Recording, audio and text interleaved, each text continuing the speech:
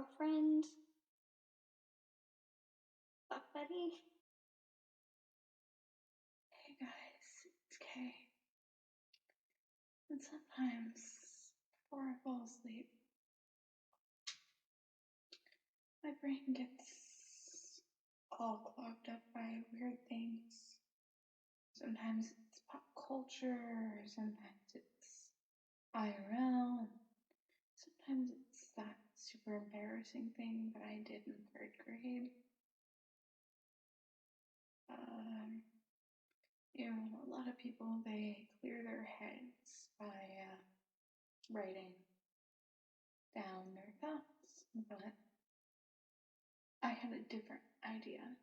Before I fall asleep, when my brain gets a little too clogged, I thought that I might share my thoughts on the internet. And wow, that's a great idea. Who would have thunk? Sharing your thoughts on the internet. I mean, I must be the first person to ever do that, right? Jokes aside, that's kind of what I'm gonna do. It's just gonna, when I can't sleep, see I've got my pillow here, nice and comfy. When I can't sleep, I'm just going to turn on my camera and talk about whatever that I need to clear my head with. Tonight's thing is related to Twilight. Come on now. Don't click off. You knew this was coming. You clicked on a video with Jasper's face on it. You clicked on a video titled probably something like Jasper's Overreaction Explained, or whatever I decide to title this. This is your fault. So don't go complaining when you're like, oh, it's a Twilight video. Ew. What is this, 2008? Yes. But in all seriousness, you guys are going to listen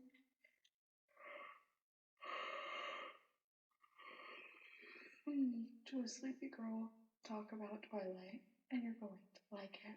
With that being said, I'm going to put a voice to what I think that you're all saying right now. Why in the world would my brain be filled up with thoughts of Twilight in a year from hell that is 2020?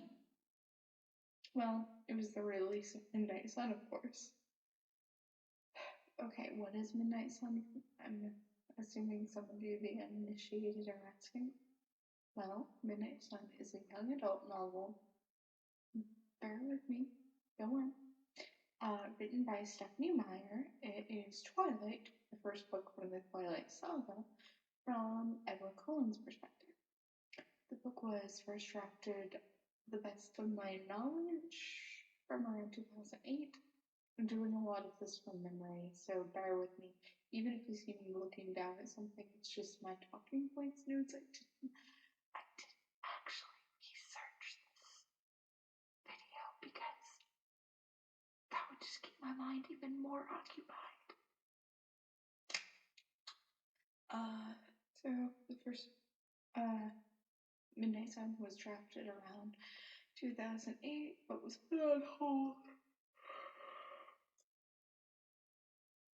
when some of the chapters were leaked. Meyer wanted to wait for a few more years for people to forget about the concept or forget the leaked chapters. Of course, for anyone, myself included, who read the leaked companion piece, we couldn't forget. I mean, come on. The scandal around it alone just made it more memorable. Chief among everyone who read the leaked chapters was author E.L. James, who wrote the 50 Shades series. She certainly didn't forget and stole the idea of writing from a male's perspective and retelling your entire series from Meyer by releasing Grey, which was 50 Shades of Grey from what's his Dick's perspective, close to the Twilight 10-year anniversary. Because, that makes sense. James at this point, that's E.L. James, would be just as successful going to Myra's house and robbing her blind at this point. But again, that's a topic for another video, so let's move on to tonight's thing.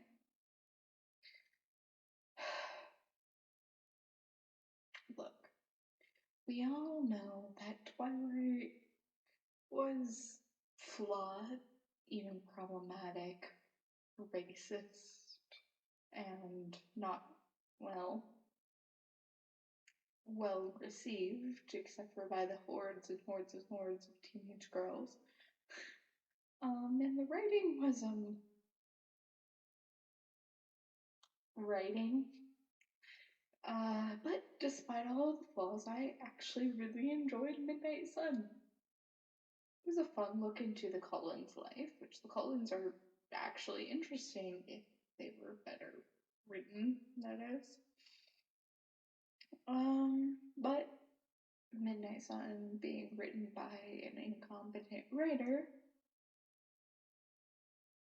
there were some plot holes, and that's what's driving me crazy. So I wanted to talk about one of those plot holes. During the last few chapters of Midnight Sun, and consequently Twilight, in this video I'm going to be using those titles interchangeably because they're essentially the same story. Okay, let's move on. We get the only actual interesting plot point in the last couple of chapters. It wasn't just delicious, delicious brain candy.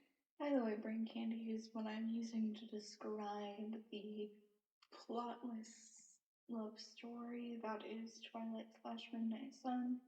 That's why I liked it. It wasn't a good read, but it was a fun read. Anyway, back to the topic on hand. Jasper, a member of the Cullen family, which is a family of vampires for the uninitiated, is Edward's brother. I'm using the term brother here because that's what Myra uses. They are non-related, but for the sake of things, they're all part of the same coven or family or whatever. Jasper, being the newest member to the Cullen lifestyle, struggles with that lifestyle choice, but in Twilight / Midnight Sun, he ends up being stuck in a ballet studio first, and then a very small car. In fact, he's driving the car. With a very bleeding, very human Bella. He's able to avoid killing her or attacking her, lunging at her. However, during New Moon, Twilight's direct successor, the inciting incident of that novel is Jasper basically goes insane during Bella's birthday, when she gets a teeny little paper cut on her finger. He basically tries to kill her, and it prompts the entire rest of the novel. Jasper, as I stated a moment ago, is the newest to the vegetarian lifestyle of the Cullens. And I know that vegetarian and vampire are oxymorons, but it's what Meyer uses to describe a vampire who eats animal blood instead of people. So it's kind of a oxymoron and also kind of a private joke within the Cullens. So yeah, we're just going to go with vegetarian lifestyle, which means again that he doesn't eat people.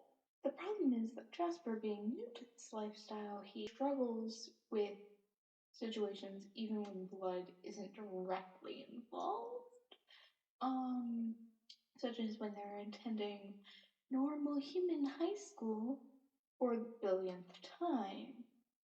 So, why then was Jasper able to, be in a room where Bella is actively bleeding out of several wounds and a car, an enclosed car that he's driving and be fine? But in the next book, he decides that he's going to attack her when she gets a small ass paper cut. That doesn't make sense to me. Of course, when I first read Midnight Sun and subsequently reread Twilight, that's why this video is out later than I wanted it to be. I kind of chalked it up to Stephanie Meyer not being great with continuity. But then I actually looked into it a little further and ended up reading New Moon again, Team Jacob for Life. I kind of figured it out, I think. And I think it's a mixture of things. Each one factors into different parts of the situation, sort of to like a varying degree, varying levels of like adding to the problem or subtracting from the problem. The problem being his being one thirsty boy. I wanted to look first at the reasons why he didn't kill Bella in Twilight / Midnight Sun. And the first thing is, and I can't believe I'm saying this, vampires don't have to breathe. We know from Midnight Sun that vampire thirst can be activated by smell. So, we know that Bella's smell is super good, even to non-Edward type sparkly boys. So if Jasper doesn't have to breathe, he can't smell, so he won't kill the tasty, tasty human girl. Another thing is Jasper loves Edward. And Alice. Not in the same way, obviously. Edward is his brother, and he wouldn't want to take Bella away after he gets to feel their feelings for each other, which are like drugs to him, but more on that later. We're just gonna stick that up there. He knows that killing Bella would kill Edward too. So, I mean, brotherly love saves the day.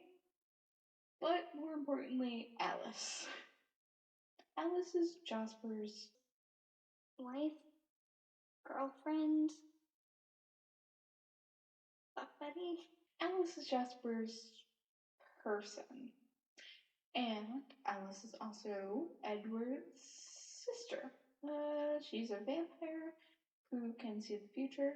Again, for the uninitiated in this universe, vampires have special powers. Not all of them, but the Cullens have a ridiculously high amount of vampires with special abilities in their family. Anyway, that's also a topic for another day, I guess. God, I'm digging this hole deeper than it needs to be. But Alice is a vampire who can see the future. And she has the best backstory to all of the Cullens, honestly. And she also loves Bella, as a friend. As clearly demonstrated as when, in Midnight Sun, Edward says something like, would Bella want something like that? A vampire for her girlfriend? Just gals being pals. Yep. Anyway, Jasper would never hurt Alice. That's very important. And he goes out of his way to protect her and make sure that she is safe no matter what. So even if he breathed too hard in Bella's direction, Alice would get mad at him. So his control or lack of control really leans pretty heavily on his love for Alice. Next is, well, Jasper was preoccupied with something else. He was, in fact, preoccupied with killing someone who wasn't Bella. He was preoccupied with killing James. James is the vampire that hurt Bella to begin with. When Bella is laying over here on the other side of the ballet studio, bleeding out from her head wounds, her broken leg, her bite on her wrist, all of these things, and she's just bloody mess, and there seems to be pools of blood everywhere. Jasper is over there having a grand old time being distracted from the smelly, by literally killing another of his kind and ripping his head off. Good. These are the people that we're cheering for. Okay. Also, if Alice can see the future, maybe she knows that there's no way to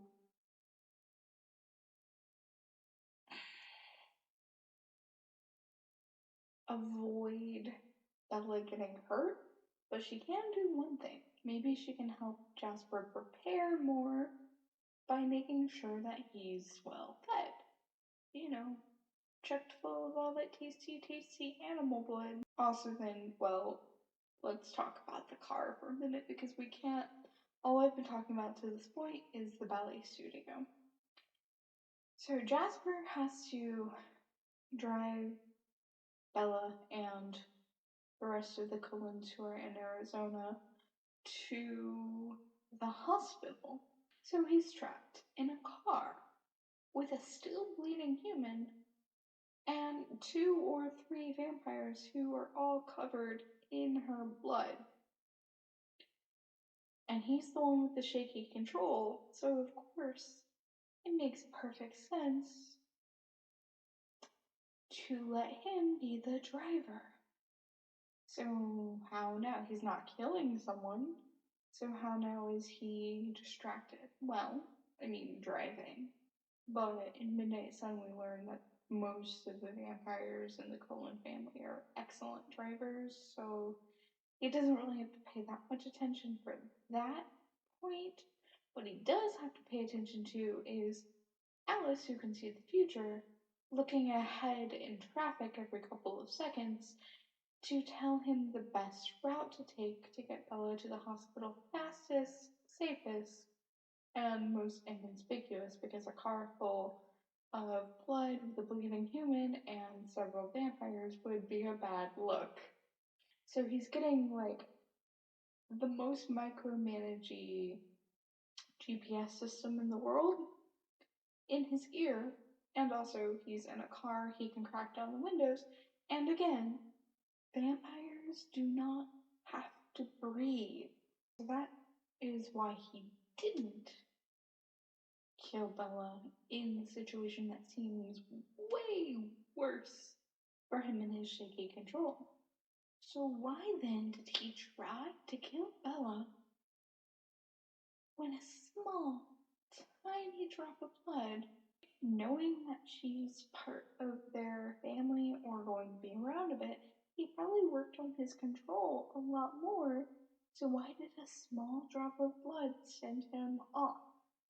And it wasn't just Meyer not being good with continuity. I want to finally talk about Jasper's superpower because it's fascinating. Jasper is a super empath. That's my term because I'm tired and etc. etc.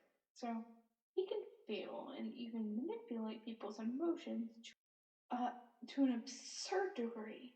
So much so that he makes himself, Bella, and Esme appear uninteresting and almost invisible when heightening Edward's irritation and making Emmett appear more intimidating, while also heightening Carlisle and his charisma. Although how he can manage to make Carlisle more awesome, I don't really know. Uh, his power works like a sponge. Like he can literally absorb all of the emotions in the area, and he can also then expel those emotions and change how people feel. Like I already mentioned. I think Bella's birthday party would be a pretty happy environment, but as soon as Bella's finger gets cut, within not even a full second, he has 5 other vampires, because I'm not counting the immaculate Carlisle. 5 other vampires first getting piled onto his own shaky control. Do you know what I mean? So, like, he's got 5 other very thirsty vampires lunging mentally at Bella and reacting to her stinky, stinky, tasty human blood. Um, so that he then also has his own bloodlust and shaky control, etc., etc. He goes crazy. So it kind of just overwhelms him.